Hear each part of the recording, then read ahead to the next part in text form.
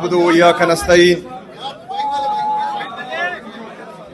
اے چاند یہاں نہ نکلا کر، بے نام سے سپنے دکھلا کر، یہاں الٹی گنگا بہتی ہے، اس دیس میں اندھے حاکم ہے، نہ ڈرتے ہیں نہ نادم ہیں، نہ لوگوں کے یہ خادم ہیں، اس دیس میں ہے کاروبار بہت، اس دیس میں گردے بکتے ہیں، کچھ لوگ ہیں عالی شان بہت اور کچھ کا مقصد روٹی ہے، کچھ لوگ ہیں عالی شان بہت اور کچھ کا مقصد روٹی ہے، جو کہتے ہیں سب اچھا ہے، مغرب کا راج ہی سچا ہے، اے چاند یہاں نہ نکلا کر، بے نام سے سپنے دکھلا کر۔ میرے اسلام آباد بار کے تمام عہدیدار، یہاں کے غیرت مند، جرات مند، بہادر وکلا، سٹیج پر بیٹھے تمام مشران، میڈیا کے دوست، تمام کو السلام علیکم ورحمۃ اللہ وبرکاتہ۔ میں ایمان مزاری صاحبہ کا، یہاں کے باقی وکلا کا، اپنے آئی ایل ایف کی ٹیم، علی بخاری صاحب، ہمارے جو نعیم پنچوتا صاحب ہیں، خالد بھائی ہیں، باقی جتنی، ڈاکٹر بابر اعوان صاحب بھی بیٹھے ہیں، جتنی بھی باقی آئی ایل ایف کی ٹیم ہے، ان تمام کا شکریہ ادا کرتا ہوں۔ ایمان مزاری صاحبہ کا نام میں نے اس لیے لیا کیونکہ یہ مزاحمت کے دور میں ہمیں اپنی بہادر بہنوں، چاہے وہ کے پی سے ہو، اسلام آباد میں ہو، بلوچستان میں ہو، پنجاب میں ہو، سندھ میں ہو، گلگت بلتستان سے ہو یا آزاد جموں کشمیر سے، ایک نئی تاریخ رقم کی ہے انہوں نے، اور ان کو دیکھ کر ہمارے نوجوانوں کو حوصلہ ملتا ہے اور ان کو جرت ملتی ہے، اور وہ بھی جو ہے مزاحمت، آئین اور قانون کی بالادستی کے لیے، آزاد عدلیہ کی بحالی کے لیے، ہمارے آزاد میڈیا کی بحالی کے لیے جدوجہد کر رہے ہیں، جمہوریت کے لیے۔ یہاں پر ہمارے کچھ صحافی میرے سامنے ہیں، میرے رائٹ پہ مطیع اللہ جان صاحب، لیفٹ پر اسد طور صاحب، اور پرسوں جو ٹرائل ان ایبسینشیا میں ہمارے کچھ صحافی دوستوں کو کنوکٹ کیا گیا، جس میں ڈاکٹر معید پیرزادہ صاحب ہیں، صابر شاکر صاحب ہیں۔ یہ پہلی دفعہ نہیں ہوا، جب شہید ارشد شریف صاحب پر پاکستان کی زمین تنگ کی گئی اور اس کو جو ہے یہاں پر انصاف نہیں مل رہا تھا اور ان کو حفاظت نہیں مل رہی تھی، تو وہ پاکستان چھوڑ کر اپنی جان بچا کر باہر چلے گئے، لیکن ان کو باہر بھی نہیں چھوڑا گیا، حق اور سچ بولنے پر ان کو ملک سے باہر بھی شہید کر دیا گیا۔ اسی طرح حق اور سچ بولنے پر پرسوں ہمارے ایک اور صحافی بھائی ڈاکٹر معید پیرزادہ صاحب پر بھی اٹیک کیا گیا۔ تو کہنے کا مقصد یہ ہے کہ اس سے پہلے ہم بار بار یہ کہتے آئے ہیں کہ آج اگر مجھ پر ہے، کل آپ پر آنی ہے۔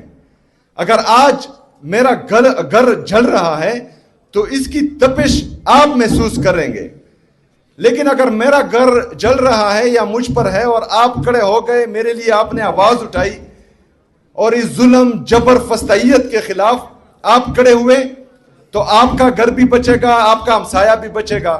تو اسی طرح اگر پاکستان تحریک انصاف پر آج ہے اور 3 سالوں سے مسلسل ہم پر جبر، فسطائیت ہو رہی ہے اور حق اور سچ کا ساتھ دینے والے صحافیوں پر جو ہے کوحرام برپا کیا گیا ہے اور آپ چپ ہیں، تو آج ہماری باری، کل آپ کی باری، اور یہ سلسلہ چلتا رہے گا، یہ رکے گا نہیں۔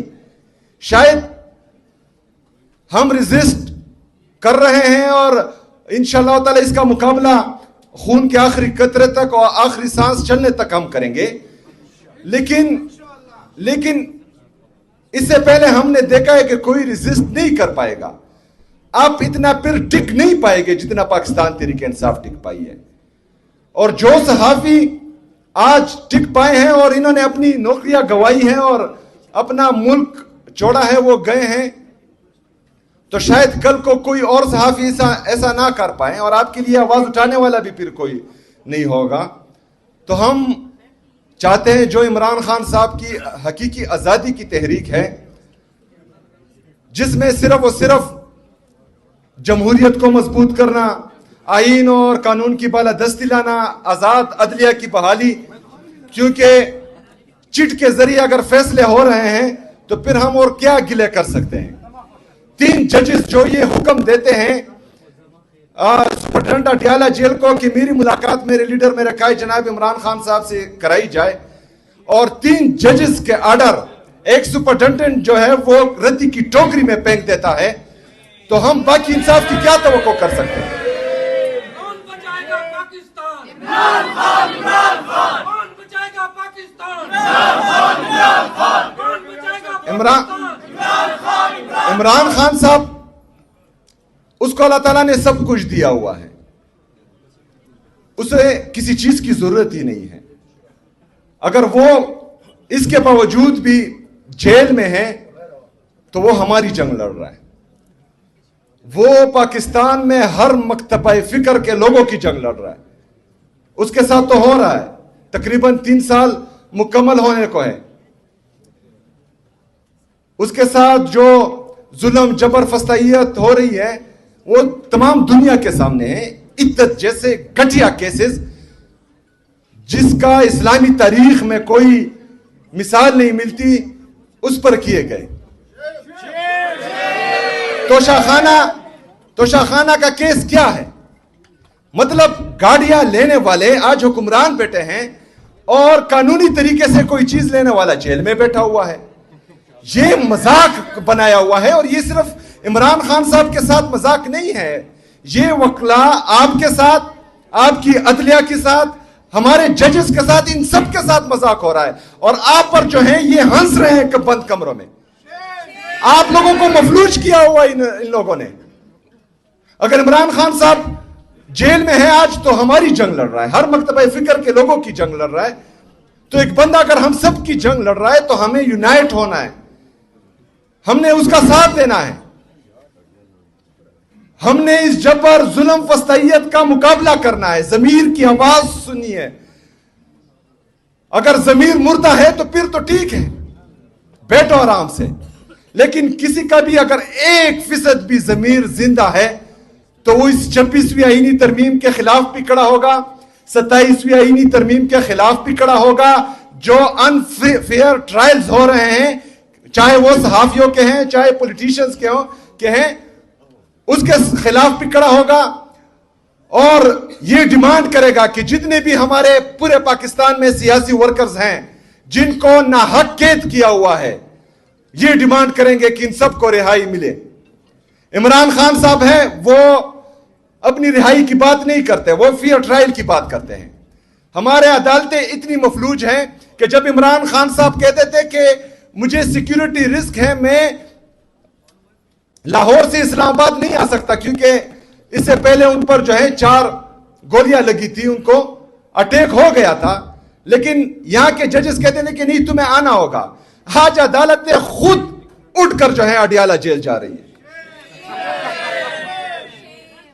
ایک سابقہ وزیر اعظم اور پاکستان کے سب سے مقبول ترین لیڈر کو لاہور سے اسلام آباد زخمی حالت میں بلایا جاتا ہے، لیکن ایک بندہ جو کنوکٹڈ ہے اور وہ باہر سے پاکستان آ رہا ہے، عدالت خود جا کر اس کو ایئرپورٹ پر ریسیو کرتی ہے.